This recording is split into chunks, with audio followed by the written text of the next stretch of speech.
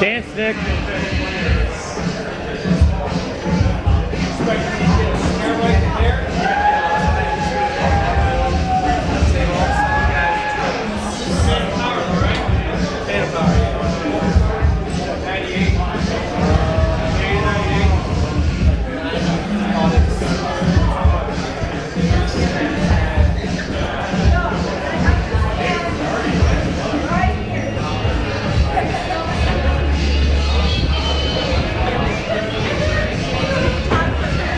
Yes. Don't use flash.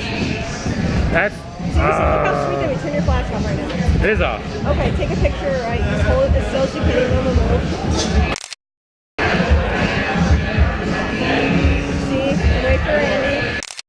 The thing is, with no flash, you get blur, but you get the sweet color. I know. That's why, like, when I was taking all my pictures, like, I should have started doing so many because it's like they have to be like standing still playing. Exactly. So, but Feel free to. Sorry, I didn't mean to interrupt you. Sorry.